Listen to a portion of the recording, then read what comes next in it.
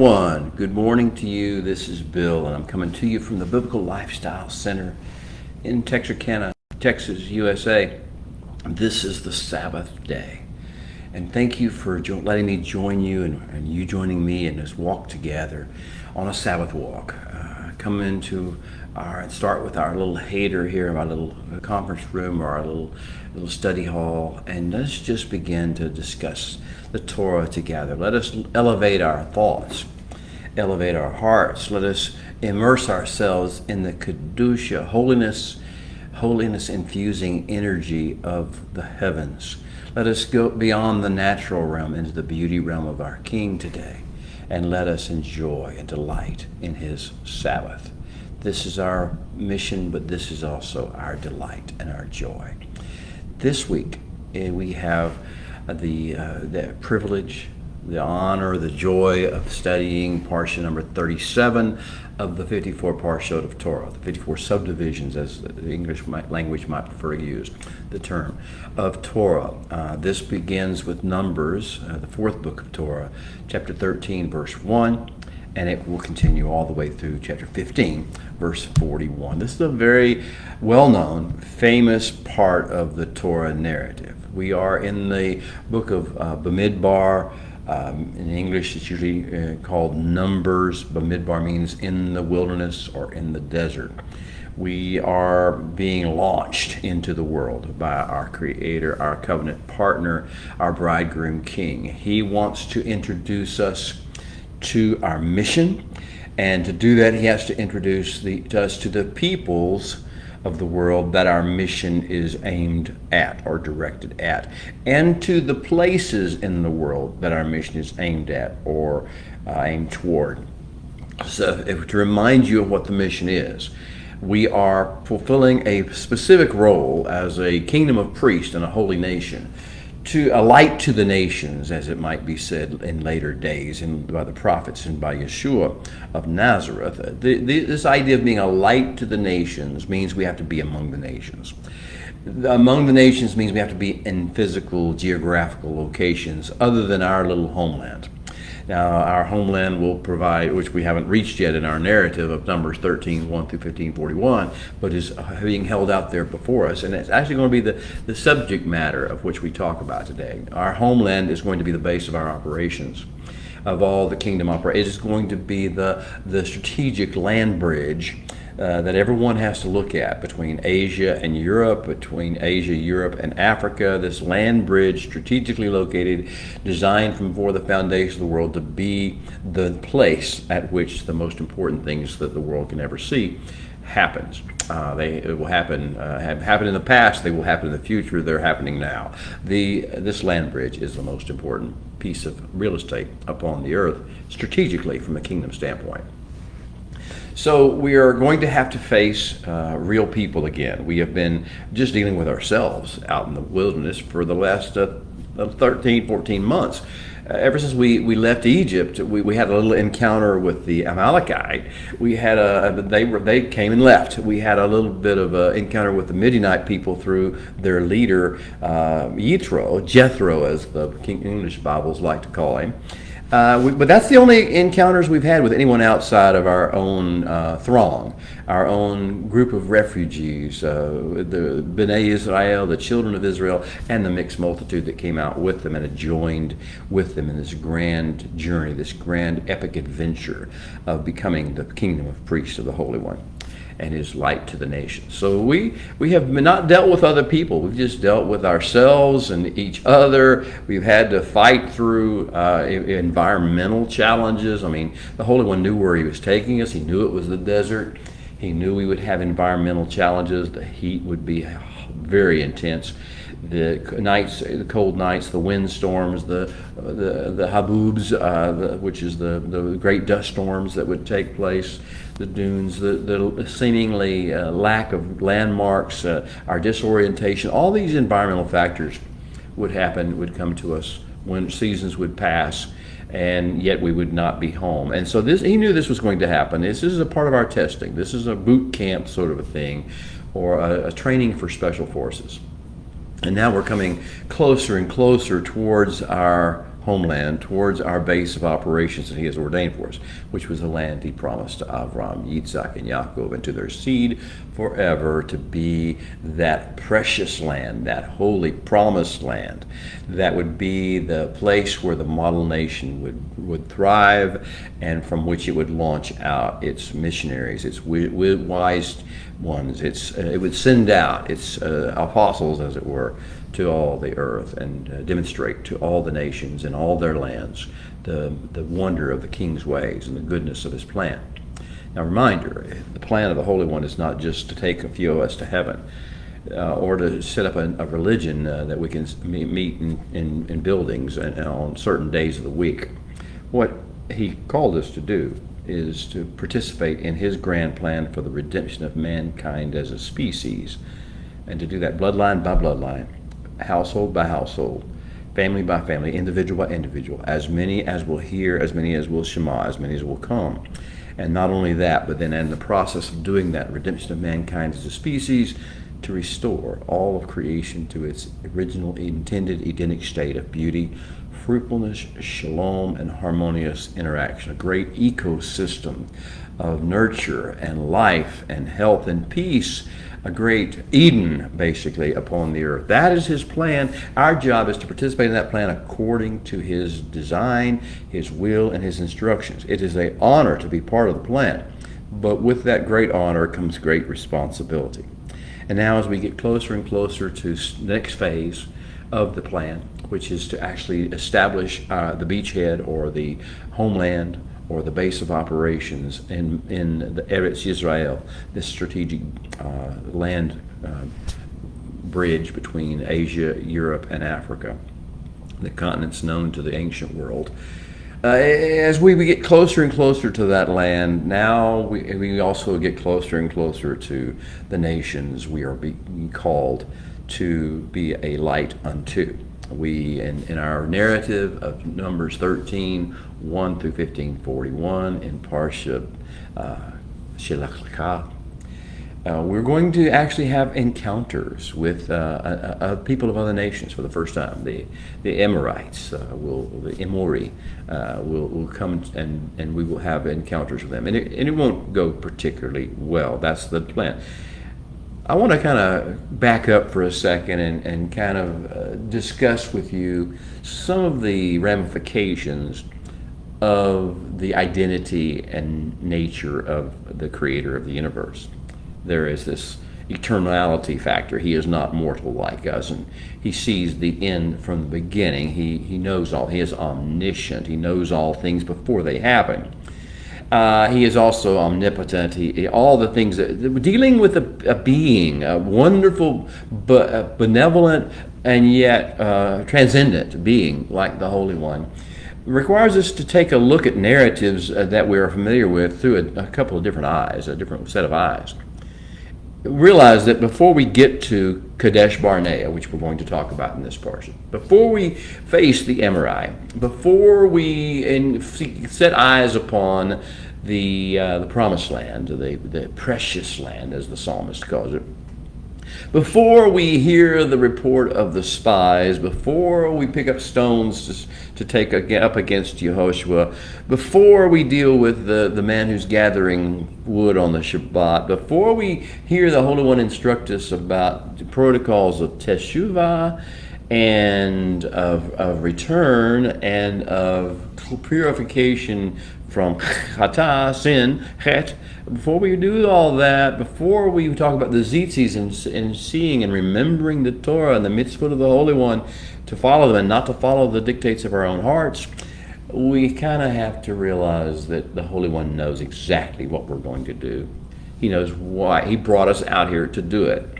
Yes, there will be consequences, but those consequences won't be quite as you think.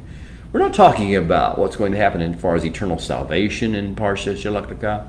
We're not talking about heaven or hell. We're not talking about whether or not you are loved, or whether or not you are fed, or whether or not you get a chance to live your life on the earth in mortal days without having those days shortened. That's not what we're talking about in Shelach. The issue in Shelach is going to be, do you want the best the Holy One has for you? Do you want to participate in his grand plan?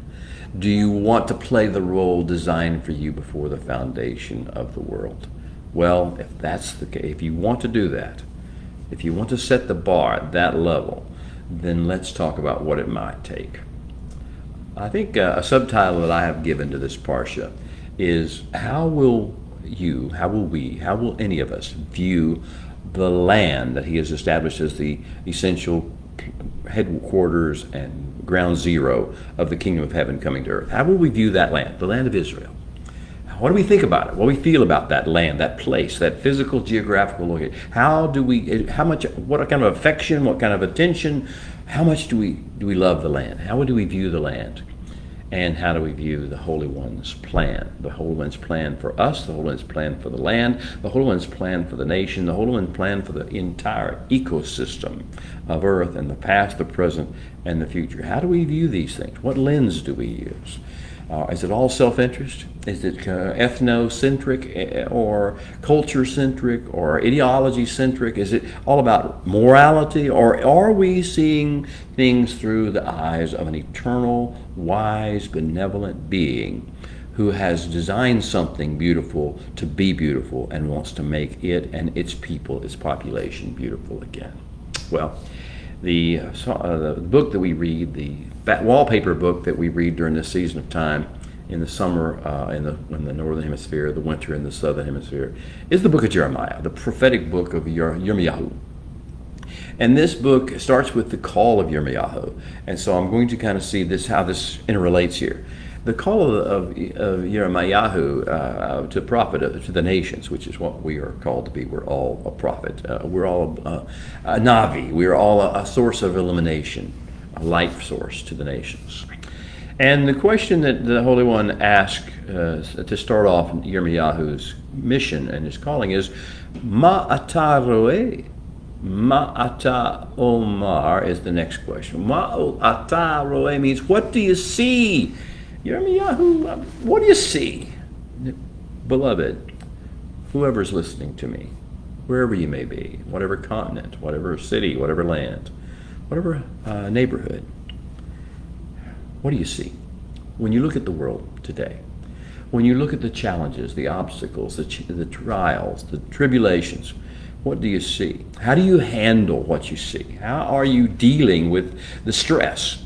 How are you dealing with the threats? How are you dealing with the danger of where we are and what you see? Ma'ata roeh was the question that the Holy One asked the prophet to the nations, Yirmiyahu, as in his youth. And it's a question he asked to all of us. And it's the essential question of Shelach Lecha. When you look out there, when you look at the world, what do you see? Do you see giants in the land?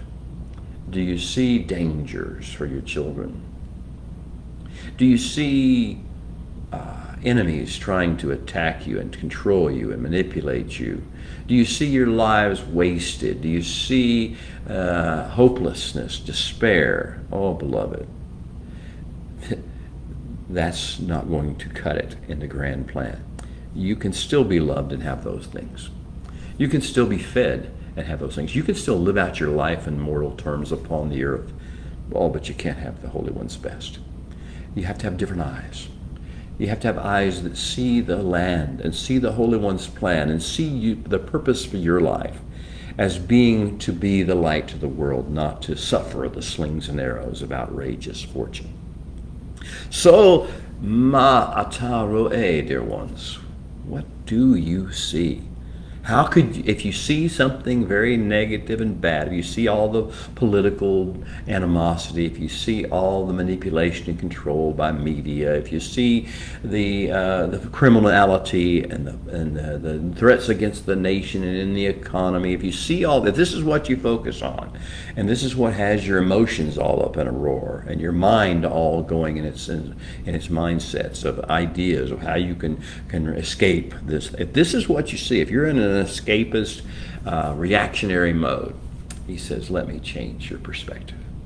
That's where the Torah, the very end, the instructions regarding the tzitzit come in, the fringes on the corners of our garments.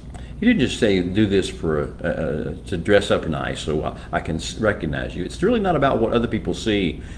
It's about us looking upon the tzitzis, our own tzitzis or others, our own particularly, the ones that we put on the corners of our garments, and saying to ourselves, yes, I see. This is my purpose on earth. Not the tzitzis themselves, but what they represent. The commandments of the Holy One, my God. The ways, the plans, the strategies, the strategic steps that he desires me to take. All the mitzvot of the Holy One, and to do them, and to keep them, and not let my heart go after the things that make me fear, make me angry, make me offended, make me outraged. Let me look at the mitzvot and stay focused upon the mission, and stay focused upon the strategy and the assignments, not upon dealing with the emotions and the hormones that arise by virtue of the things that my eyes tend to look at, because my heart tends to either fear or lust after. Okay, that's a basic start. Let's go on. We are in a certain cycle of the year. We always read the Parsha, Shelach, Korach, and Hukat, the three tremendous weeks of stress and pressure of our year. The worst, so to speak, disastrous things of the year, preparing us for the 9th of Ab. I won't have time to talk about that today, but we are just getting ready. It's the 28th day of Sivan, and that means we're just about to have another moon, a new moon. The new moon of Tammuz, or the 4th month of the biblical cycle, is about to begin. And I call this month the season of sink or swim. We're no longer getting to sit on the sidelines, sit in ivory towers. The world is coming. We are approaching a season. And this new moon begins the long, hot summer season for the northern hemisphere, the long, cold winter season of the southern hemisphere, of sinking or swimming. This is a season, beloved, I need you to hear me. This is a season when the nations rage against us, and we are tempted to respond in kind. This is a season of nations raging. And as the nations rage, our temperature and our blood pressure and our stress level goes up. And we are tempted to act like they do. That is the worst thing we could possibly do. We are tempted to either run away in fear or rush in with swords drawn and teeth gnashed. And he says, no, stay at shalom, stay focused on your mission. Remember the tzitzit, remember the tassels on the corners of your garments. Remember what they're for, what they're supposed to remind you of. And don't go after don't follow your heart. Don't follow your opinions. Don't follow your ethnicity. Don't follow the majority. Follow my instructions. Let me lead you through the stress and overcome the stress. So this is a season of sinking or swimming. We have to actually put up or shut up. Or it's not that we're going to necessarily die, although we may. The issue is whether we're going to fulfill our potential and our purpose and all the things that were set upon us before we ever walked a day on the face of the earth. What was the plan of the Holy One for us? So in this season, when the nations are raging, and there are peoples that are imagining vain things, and it seems to all turn against us. They all seem to be focused upon us, the people of the covenant, the people of the Holy One. When that happens, and we ourselves have to deal with our response, our flesh response to that, our hormonal responses to that, we will be tempted to develop something that's been given the name Sinat Hinam. Sinat Hinam. Now that is usually translated into English, strangely enough, even by the Jewish people, as baseless hatred. Let me suggest to you a possibility that that's not a good definition. Matter of fact, baseless hatred is almost an insult to the human mind. We never hate anyone without a base for it, or at least in our mind. So it's not baseless hatred. Sinat Hinam means the rejection of grace for other people, the rejection of forgiveness for other people, the rejection of the idea that other people could be given mercy, shown grace, shown kindness. And therefore, we feel like they don't deserve it. They don't deserve any good nature, goodwill from us or from God. They should be punished. They should be killed. They should be taken out of this world. They should be vengeance should be wrought upon them. That's what we think, as opposed to the idea of the Holy One, which is to love the Holy One, your God, with all your heart, with all your soul, with all your strength, and to love your neighbor as yourself. So, sinat hinam is what tends to rise up in us when we see and hear the nations rage, and when they rage against us, and when we feel threatened, and feel our children are being threatened. We are tempted to resort to sinat hinam. This is so anti our mission. This is anti our purpose. This is a slap in the face of this light to the nations calling we have. But it goes back to the garden. Sinat hinam is really this idea of rejection of grace for another is what happened, what caused Adam and Hava to turn on one another in the garden. Hava didn't feel like Adam was entitled to have his relationship with the Holy One the way he did. So Hava gives him of the fruit of the tree of the knowledge of good and evil to eat, and poisons him, as it were. And Adam, whenever the time comes, Adam offers no grace or favor or forgiveness or mercy to Hava. To the contrary, he blames her for his own failure to discern and recognize what's going on. So we see this idea of rejection of grace and favor and mercy and forgiveness for other people. If we surrender to the temptation that rises up within us, the flesh temptation, the pseudo-intellectual temptation to demand that they deserve forgiveness or mercy or kindness before we walk in shalom with them, then we are in trouble. Well, this month, the fourth moon cycle, Tammuz, marks the beginning of the 3 weeks of the Straits. On the 17th of this month, in the middle of this month, which is a few weeks away now, the annual mourning period that we in the Hebrew world observe to mourn the destruction of the temple. It's more than the destruction of the temple, though. The temple fell on the 9th of Av, and 3 weeks after the Romans breached the walls on the 17th of Tammuz, the walls of Jerusalem. The temple fell and was burned and was destroyed. But worse than the temple being destroyed, that was just a building. What we lost was more than the temple. We lost the manifest presence of the Holy One in the world. We didn't lose it. The entire world lost it. The nations lost it. Without the place, the resting place between the wings of the cherubim above the Ark of the Covenant and the footstool of the Torah tablets that was manifested, and without that, the world has no manifest presence of the Holy One in the world. Only us, we're the only witnesses that remain. And so we mourn the fact that it's all on us now. We have chosen to make it where the world did not see the manifest presence of the Holy One, and now it's all on us. And we recognize that it was our lack of love toward and faithfulness toward one another, our sinat hinam, our unwillingness to give forgiveness and mercy and grace, and to consider the interests of other people in times of high stress, of foreign invasion and persecution. In the worst of times, we forsook mercy and grace toward one another, and we turned on one another, and we were backbiters, and we were angry at one another, and we betrayed one another to first the Babylonians, and then the Romans, and then to the hunger and thirst.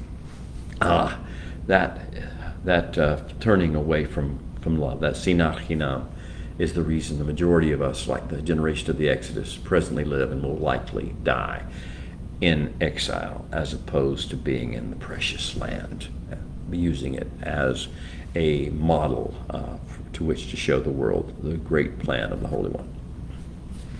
Okay. To the Hebrew mindset, you see, and before we get to Shelach, Lecha and its specifics, we need to understand the Hebrew mindset considers certain things a humongously big deal, the ultimate things that are important in life. The Hebrew mindset considers these certain things, and I'm going to list 3 of them. The first one is, the first important thing, absolutely critical thing, is the Holy One's will and plan. I told you, the plan of the Holy One is to redeem mankind as a species, bloodline by bloodline, and to restore all of creation in every hill and valley, every region, every continent, every spot, every square inch, to the Edenic state of beauty, fruitfulness, and shalom. Now that's the will and the plan. That is number one. That's more important than going to heaven when we die. This doing the will of the Holy One and fulfilling, walking in His plan, cooperating with His plan. This is what in Hebrew is called Yirat Adonai, your English Bible's fear of the Lord, or fear of the Holy One, I would say. It is the reverent fear. It is the sense of subordinating ourselves to His will and His plan, and taking steps to see that His plan is done. This is mindset, Hebrew mindset, big deal number one, the Holy One's will and plan. More important than our comfort, more important than our life, the Holy One's will and plan be done. Now that includes the will, the Abrahamic covenant, emunat Adonai, learning how to trust the Holy One, that He will bring good out of all things, that He will work all things together for good for those who love Him, who are called according to purpose, that He is in all things, knows all things, understands all things, and has a plan to cause all things to blossom and bloom and become like Eden again. And we trust Him to do that, therefore we don't feel like we have to take steps of vengeance or steps of anger or steps of recompense, steps of reaction in kind to the negativity of the world. So the Abrahamic covenant is step one of Yirat Adonai, of the Holy One's will and plan. Step two is the mitzvot of Torah. Ahavat. He said, the Holy One, you should have taught it very clearly. If you love me, you will keep my commandments. Avahat, the Ahavat Adonai, the love of the Holy One. Love the Holy One, your God, with all your heart, with all your soul, with all your strength, is about doing the mitzvah of Torah. It's not about emotions you feel or feelings that you indulge. It is about engaging with the mitzvah, the energy sources, and therefore walking with the Holy One by doing His works and His will. And His will are specified by the mitzvah of Torah, the instructions of Torah for life upon earth. So we've got Emunat Adonai, the Abrahamic covenant, is being part of the will and plan. The mitzvah of Torah, the Sinaitic covenant, as some call it, Ahavat Adonai, and then we have cherishing and tending the precious land as a model of Eden. We must tend and cherish the precious land. The precious land is the key to the entire plan. It's the first fruits. If the first fruits of the land becoming like Eden are holy, then the entire crop will be holy. The entire field will be holy. So the rest of the world will be holy, but only if precious land of Israel is first made kadosha, being made a receptacle and a flowing emitter, or broadcaster of Kedusha, holiness, energy. Well, that was the Holy One's will and plan. That's the first thing. It's a big deal in the Hebrew mindset. Will we do the will of the Holy One? Will we follow His plan? And therefore, will we follow the Abrahamic covenant? Will we walk in it? Will we follow and walk in the mitzvah of Torah? And will we follow and walk in the protocols He gives us for tending and cherishing and loving the precious land of Israel? The second big deal, the major, huge deal, humongous big deal, is that the manifest presence of the Holy One needs to be in the world. The world needs to see more than just us, or needs to see churches or synagogues or some sort of religious format or buildings. The Holy One's manifest presence needs to be manifested, the way He thinks, the way He is. And this is where Avodat Adonai comes in. The world will see His manifest presence through our service of Him, Avodat, service, ministry. And so this is the idea that Yeshua taught with the Holy One. He taught us to pray, Asher b'hashamayim, who is in the heavens. That's where He is now. But may your kingdom come and your will be done on earth. This is the manifest presence of the Holy One. And the kingdom of the Holy One coming to earth, Avodat Adonai. So the second thing in the Hebrew mindset that's absolutely critical beyond the will and the plan is that the manifest presence of the Holy One come to earth in our lifetimes. Come to earth in the real world, not just in some pie in the sky way or some heavenly realm in the future. That the manifest presence comes to earth now. And the third of the major things, the big deals, according to the Hebrew mindset, are that any hindrance to either the Holy One's will or plan, which is number one, or to the manifest presence of the Holy One coming to earth, which is number two. In other words, anything that violates the first two great commandments of loving the Holy One, your God, with all your heart, with all your soul, and loving your neighbor as yourself, ahavat lecha. For instance, anything comes in between us and that is not for us. It must be rejected. That includes especially idolatry, failure of Ahavat Adonai protocols, of how to serve the Holy One and make His manifest presence manifest to the world, his goodness manifest to the world. And the second thing is the division between us, or sinat hinam. Yeshua talked a lot about this. Be one. They will know you're a disciple. You are my disciples because of your love one for another. You will not have sinat hinam. You will have ahavat lere'eka, love for your neighbor. And this includes kindness and mercy and forgiveness and grace toward brother and neighbor, and it is whether it is deserved or whether it is not deserved. Matter of fact, grace is never deserved. It can't be deserved. Grace is undeserved. And so the idea of ahavat lere'eka being the kingdom manifestation, kindness, mercy, forgiveness, and grace toward brother and neighbor. But not just that, then there's a special disposition of favor and grace and kindness and mercy toward the protected classes, the test cases of Torah, the ones he sends into our world, allows us to encounter that would be problematic for most people, but because of our understanding of him and our responsiveness to his words and instructions, they are not. There are 5 basic classes, protected classes, test cases for us. How will we view and deal with the widow? Will we abuse her? Will we mock her? Will we ignore her? Will we forget her? The widow. The second is the fatherless, the orphan, the one whose father is not actively training or engaging or is not walking in the ways of the Holy One. The widow, the fatherless. The third is the foreigner, the sojourner among us, or the not native born, the stranger, some people can translate it. That's so widow, the fatherless, the foreigner, stranger, then the poor, those who are hungry, those who are destitute, those who have no clothing, not fit clothing for the circumstances and the weather and the environmental conditions they live in, who have no food to eat, no water to drink, nothing. The poor, the hungry, and then fifth, the category is the Levite, those who exist to serve others, those who exist to do the inglorious labor and do it for others humbly and without complaint. Okay, so these are the 3 things that are a big deal of the Holy One, and these are the themes of Messiah's teaching, if you understand it. He didn't come to start a religion. He didn't come to be the founder of Christianity. He didn't come to change the focal point of religious observance from the synagogue to the church, or from rabbis to pastors. He didn't come to give a new perspective on heaven or on hell or on eschatology. He came to teach us the things that are number 1 important to the Hebrew people. The plan and the will of the Holy One, the manifest presence of the Holy One coming to earth, and the love of the neighbor and love of the foreigner and the widow and the poor. You see that, and his first message was make teshuvah, repent. It says in English, but it's make teshuvah, make a return, because turn back to the Holy One, because the kingdom of heaven is biyad, is at hand. Biyad, it means that it is coming to earth. And so the idea of make teshuvah. So he introduces teshuvah. He gives us the beatitudes and similitudes. He tells us clearly he didn't come to destroy, but to fulfill, to bring to fullness. If you understand the Hebrew word maleh, which is based upon from Exodus 40, verse 23, that's what happened. The glory of the Holy One filled the tabernacle. That's what he came to do with the door. He came to fill it with himself and with the manifest presence.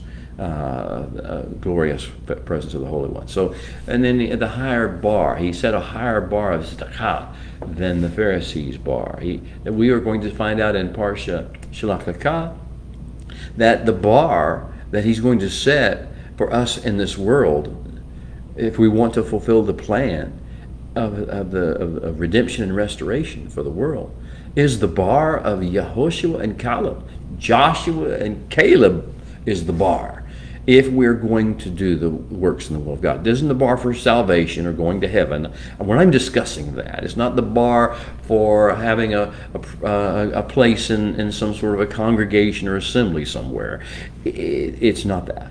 It's not that. It's about whether we will fulfill the plan and do the things that are important from a Hebraic standpoint. Participate in the grand plan of redemption and restoration. Bring the manifest presence of the Holy One to the earth, and demonstrate the love of neighbor and the love of the stranger, and the love of the widow and the orphan. Well, the Holy One, the Yeshua, also taught that the victory versus the sword or vengeance is not the plan. Well, as happened with Yeshua in Matthew and the Gospel stories, after the Ruach HaKodesh came, and that's our cue back to Shavuot, or the Feast of Pentecost. After that happened, the Holy One led, the Ruach HaKodesh, the Holy Spirit led Yeshua out in the desert to be tested at the hands of the adversary. That, beloved, is exactly what's happening with us. The pattern was laid in the book of Numbers, starting with chapter 10 and going all the way through the end of the book. The wilderness expenditures are all the forerunner to the testing of Yeshua in the wilderness by the adversary. We are being tested in the same way. Once we got into the desert of Paran, which is where we've just come, the prevailing spirit there was being the spirit of Hagar and Ishmael. They are the ones who settled there.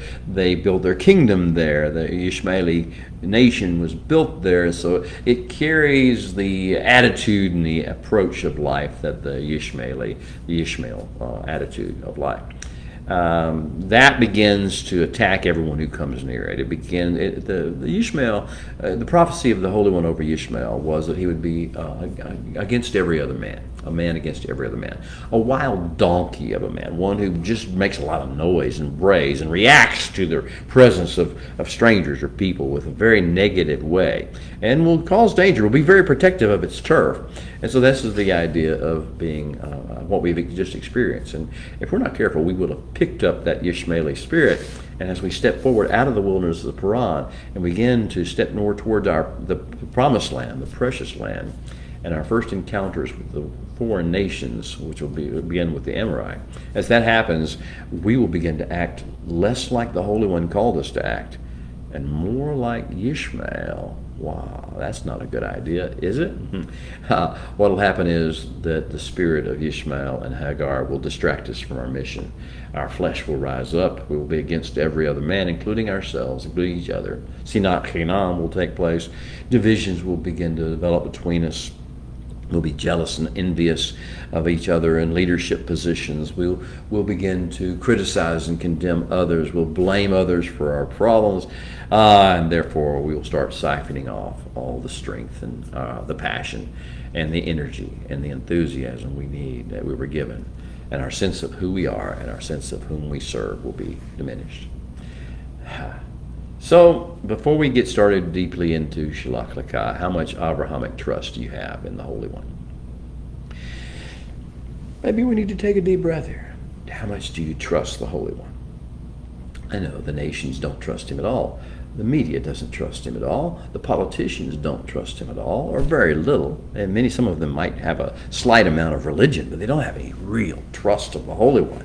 If they did, they wouldn't make the noises and say the things they say. They wouldn't have the Sinat Hinam all over them, which is what we see in politics, and you see in education systems, and you see in scientific systems, and you see in all the institutions and conventions of men in the nations. You see Sinat Hinam. Do we have something more than that? Do we have an antidote for that? How much Abrahamic trust do you have? Do you believe the Holy One is working all things together for good? Do you believe he has a plan, and that plan is going to work and is going to be fulfilled? Do you believe that redemption, mankind will be redeemed, bloodline by bloodline, as many as will come? Do you believe that there will be a great restoration of creation as an ecosystem to its original intended state of beauty and fruitfulness, shalom, and harmonious interaction? Do you believe? Do you trust he is doing it? Can you take a deep breath and say, no matter what I see, ma ataro, and what do you see? No matter what I see, I trust the Holy One is working this together. Now the question is, will I stay focused and on course and on task and on assignment? So, herd thinning crowd. He's going to thin the herd a little bit, obviously. He's going to set the bar, and it'll be high. The Yehoshua and Caleb high. The test of Kadesh Barnea is, will you live by faith? Will you live by trust? Will you live by emunah in the Hebrew mindset? By a life force that comes from knowing who the Holy One is and trusting that he is working all things together for good? Or will you live by what your eyes see and what your emotions feel in response to what your eyes see? Will you live by Torah's mitzvot and its testimonies, or will you live by fallen man's opinions, science and history and governmental theory and political theory and economic theory? Will you trust in those things, or will you trust in Torah's mitzvot and its testimonies of how life should be lived? Its examples given in Torah about how a life should and should not be lived. Will you live by the Spirit of the Ruach, the breathing of what He did for you on Pentecost, on Shavuot, what He's poured out upon all flesh and offered to you, or will you live by your flesh? Will you live by your pseudo-intellect? Will you live by the dark energy, emotions, instincts, and hormones that tend to run you? Now, if the Holy One is your King and your God, and if you trust Him, are you willing to accept and abide by His decrees?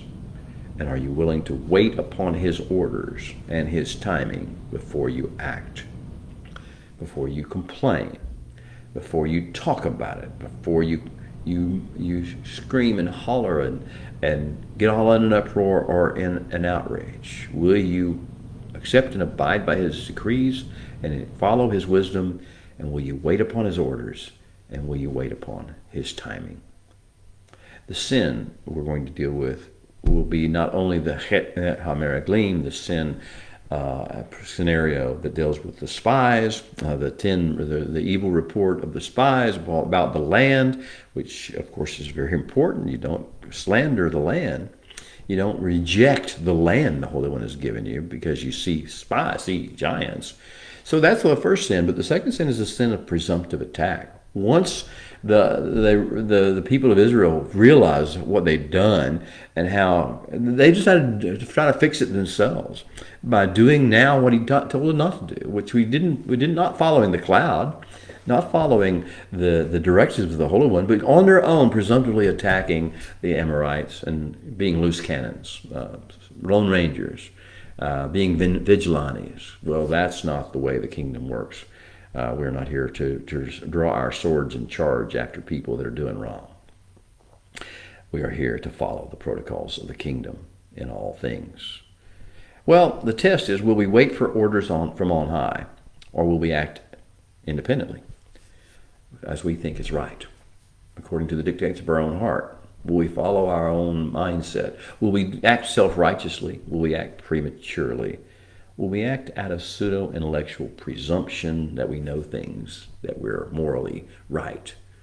Will we act over overstimulated emotions? What will we act upon? The other question is, how important do you consider the tabernacle model? The model of the Mishkan, the manifest presence of the earth dwelling in our midst, and that being the focus of our entire community and focus. How important do you consider that model and its outer court intimacy protocols to be? That's going to be important. Whether we're talking about physically building that tabernacle, that's not what I'm really talking about. I'm talking about making that the subject matter of our meditations and following those protocols in our meditations and beginning to focus and see the beauty realm things and begin to look at the world then through the lens of the beauty realm things. The sin we will see in this week is undervaluing the beauty realm intimacy and its protocols. Sinat Hinam is all about saying, I value and prioritize evil that I see, immorality, injustice that I see. I value and prioritize that over walking in the ways of the Holy One and bringing His manifest presence to the earth. I value vengeance, vindictiveness, judgment more than I value mercy, kindness, grace. Oh, this is an important time. The test is, are we going to be responsible, humble servants of our King, the Creator of the universe, or are we going to be lone rangers, out on a personal mission of truth, justice, and some human paradigm of morality, or some kind of ideology, or some kind of philosophy, or some kind of political theory, or some kind of ethnocentric pride, or some sense of nationality or national superiority, or some form or halakha of religion? What will we be? Servants of the Holy One, or on a mission of our own. Another question that we should be asking this week is, when we do happen to make mistakes or step wrong and deviate from the covenant calling and course, from the grand plan and the mission and the assignments, because we will, when we do that, why? Do we realize why we did it? Do we realize what caused it? Do we realize what the source of it was? And do we realize that our attitude had something to do with it before the action itself? Did what we saw, what we chose to look at, focus on, prioritize, had something to do with that? Well, when we deviate, will we follow the King's protocols for teshuvah, for forgiveness, and for restoration? You see, the fact that sin occurs is not the end of the world. The issue is how we respond when we do sin and others do sin. Will we focus on forgiveness and restoration protocols, or will we focus on judgment and punishment? We'll see. We'll have to deal with the sins that we all commit of undervaluing from time to time the mitzvot of the Torah, of his wise instructions for living, and of rejecting the restoration protocols that he gives us, and instead choosing to follow some other form of purging or some sort of formula that is given to us, saying a certain number of Hail Marys or whatever the case may be, to purge us.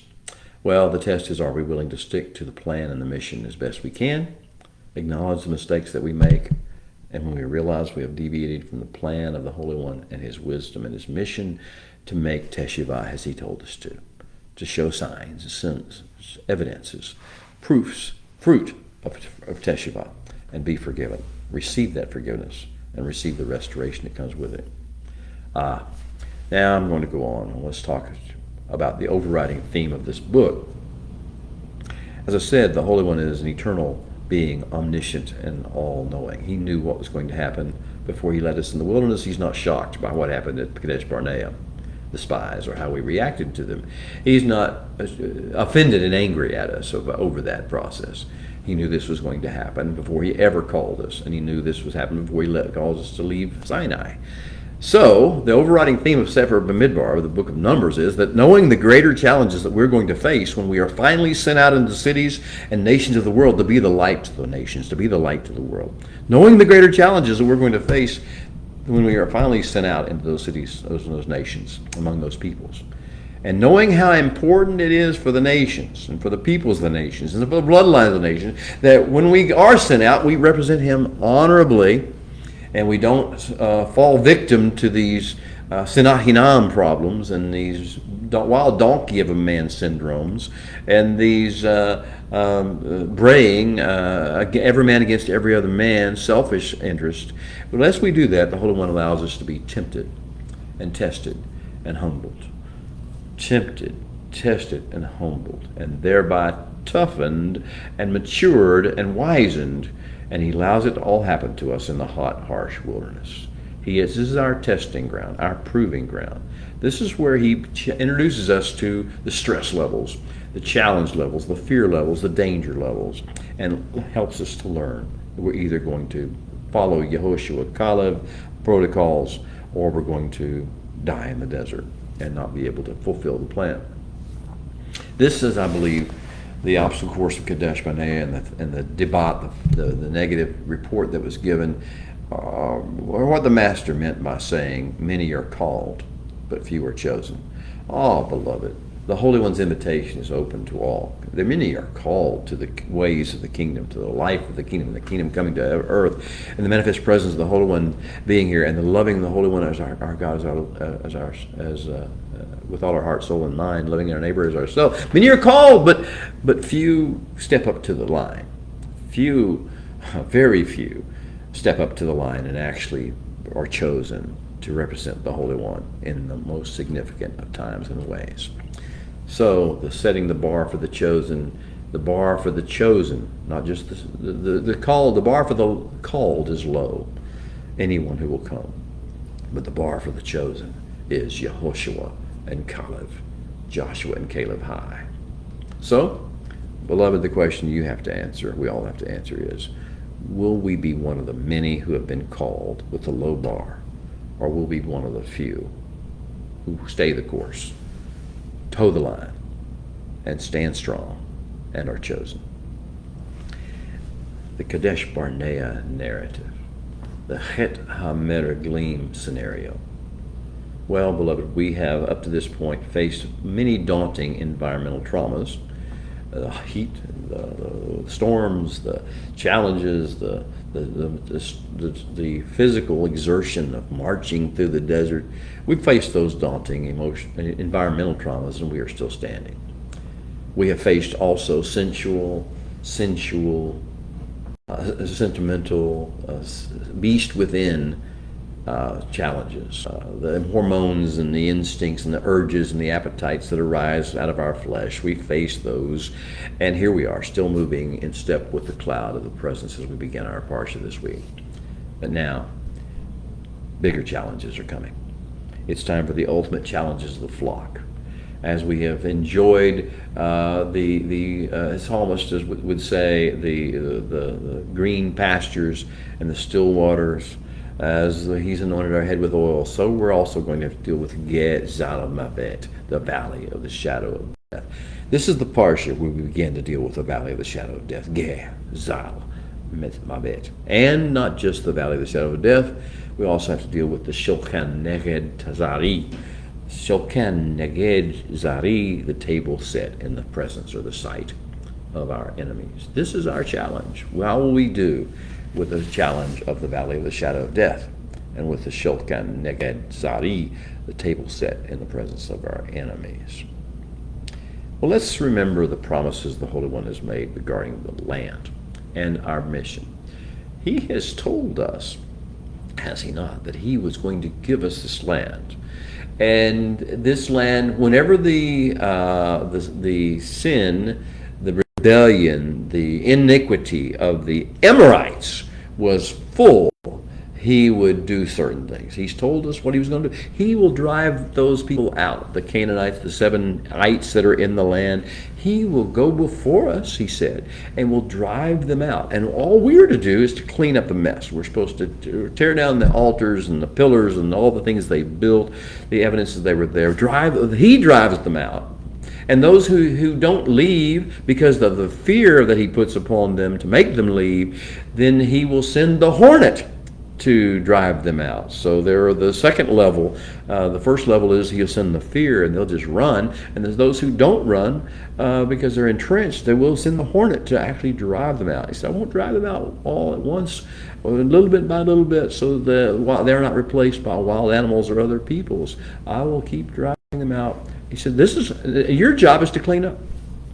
We're not there to draw our swords and get stronger or more wise, or use the way of the sword to drive them out. That the sword is merely the way in which we cleanse the land after he has done what he does. We trust him, right? That's what he said. That's what he's told us thus far.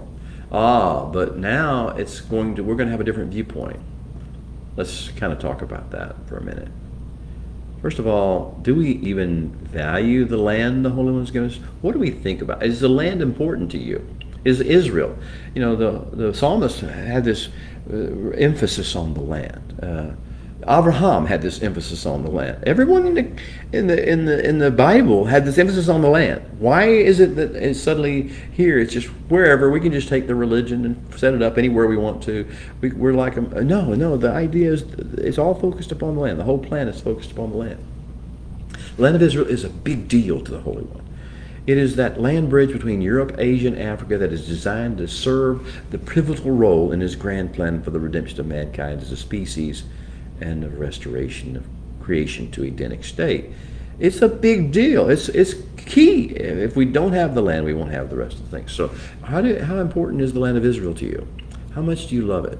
Do you pray for the peace of Jerusalem? Do you long for it? Do you visit when you can, now that we can actually do so? Is this an important part of your life? Because if it's not, you see, what's going to happen is the people are going to say, well, the land it devours its people. And therefore it should be rejected. We don't want the land. We'll go back to Egypt. We'll choose a leader and go back to Egypt, the people are going to say, after a negative report is brought back concerning the land. Well, I want to refer you to a now out of favor book or movie Gone with the wind. I know for various different reasons our culture is taking that as being some sort of a horrible thing, and it may well be. I'm not going to get into that issue with you. All I'm saying to you is that there was a very poignant moment at the beginning of the movie when Mr. O'Hara, the Irishman, who is the father of Scarlett O'Hara, Katie Scarlett, as he called her, and he's got her, and they're out, and he's showing her Tara, which is the name he gave the plantation or the place that he had settled and built and made into a beautiful place with much effort and strength. And he says, she says, I don't want to inherit this. I don't want this. And he's talking about whenever he passes away, it'll all be hers. And so she said, I don't care. I don't want this. She just flippantly disregarded the land. And he says, do you mean to tell me, Katie Scarlett O'Hara, that Tara, that land, doesn't mean anything to you? Why, land is the only thing in the world worth working for, worth fighting for, worth dying for, because it's the only thing that lasts.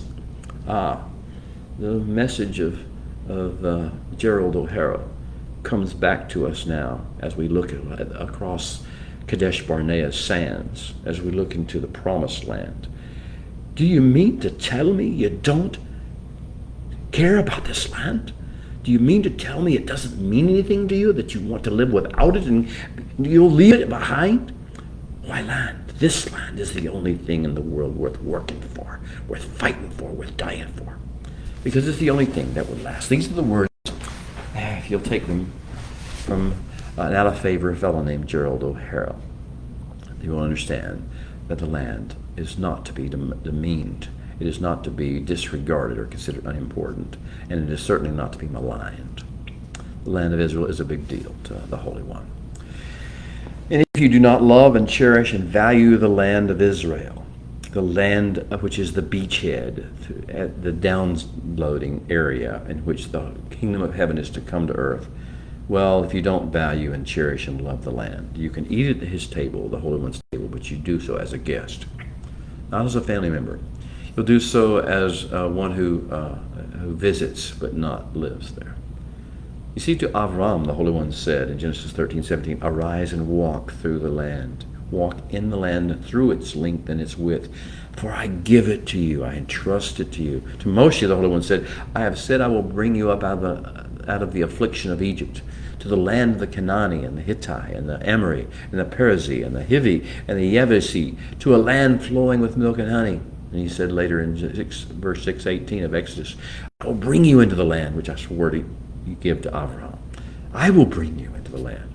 You don't have to force your way in. You don't have to draw swords and charge. I will bring you into the land which I swore to give to Abraham, Yitzhak, and Yaakov, and I will give it to you. Not you will take it. I will give it. Not you will conquer it. I will give it to you as a heritage. For I am the Holy One. It is a part of my identity. That's what I'm doing. To Moshe, the Holy One also said in Exodus 23, if, as when and to the extent you shema my voice and do all that I speak, I will be an enemy to your enemies and an adversary to your adversaries. My angel will go before you, and he will bring you to the land of the Amorite, the Hittite, the Perizzite, the Canaanite, the Hivite, and the Yebusi. And I will cut them off. You don't have to cut them off. I will cut them off. And it said, I will send my fear before you, and I will cause confusion among all the people to whom you come, and I will make all your enemies turn their backs to you. And I will send hornets before you, which will drive out the Hivite, the Canaanite, the Hittite before you, and little by little I will draw them out before you. Now, that's where we get to the land of the spies. Whenever we go to the land, we see there are giants in the land. We see that there are negative reports being brought back by some people that we trust, that we have listened to, human beings that have opinions, and those opinions are not favorable toward the land. How will we respond? What will be our reaction? Will we follow the instructions of the Holy One? Will we heed and trust what he has told us he's going to do? Or will we suddenly take in our mind, oh my gosh, we can't do this. This can't be done. Well, what will be your response?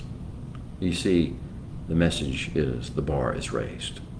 Are you Caleb and Joshua, Yehoshua high? Shabbat shalom, beloved. I'll see you next week.